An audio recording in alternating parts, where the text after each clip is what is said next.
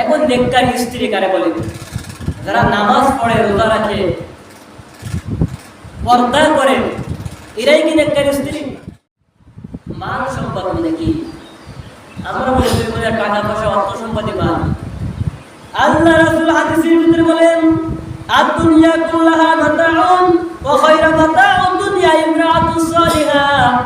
এই দুনিয়ার বুকে সব কিছুই মাল সম্পদ, কিন্তু এর ভিতরে ওয়া খায়রু মাতাউদ দুনিয়া ইমরাতুস সালিহা, এই মাল সম্পদের ভিতরে সর্বোত্তম মাল সম্পদ তোমাদের ঘরের নেককার স্ত্রী। বলেন সুবহানাল্লাহ। আল্লাহ রাসূল বলেন, দুনিয়ায় যা কিছু, আদ-দুনিয়া কুল্লাহা মাতাউন, এই দুনিয়ায় যা কিছু আছে সবই মাল সম্পদ। ওয়া খায়রু মাতাউদ দুনিয়া ইমরাতুস সালিহা, ইমরা মানে স্ত্রী, সালিহা মানে নেককার।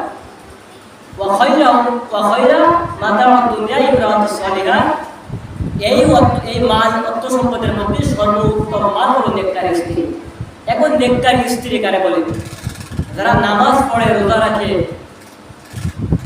পর্দা করে, এরাই কি নেককার স্ত্রী? এটা হলো জান্নাতে যাওয়ার জন্য একটা মাধ্যম। আল্লাহর একটা হুকুম, ফরজ বিধান। নামাজ পড়া, রোজা রাখা, পর্দা করা, এটা আল্লাহর হুকুম বিধান এবং জান্নাতে যাওয়ার জন্য আমল। কিন্তু নেককার স্ত্রী রেখে বলে না।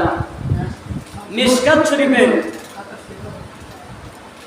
শরীফের ভিতরে 269 নম্বর পৃষ্ঠা, 5732 নম্বর হাদিস। এই হাদিসের হাসিয়ার ভিতরে নেককার স্ত্রীদের 4টা গুণাবলী আল্লাহ রাসূল বলে দিয়েছেন।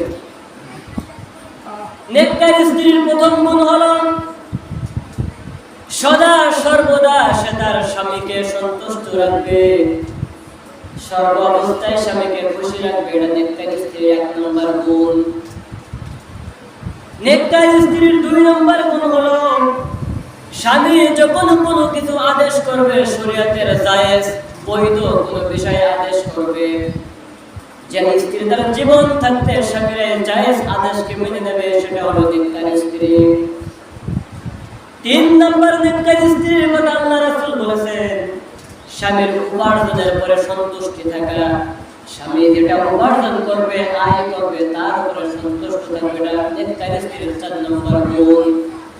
5 নম্বর গুণ হলো নেককার স্ত্রীর গুণ, স্বামী যেটা পছন্দ করবে, শরীয়তের ওজর ছাড়া সেই পছন্দ স্ত্রী সেটার অন্তর থাকতে মেনে নেবে। বলুন সুবহানাল্লাহ। স্ত্রী তো সমস্যা বলতে পারলাম না।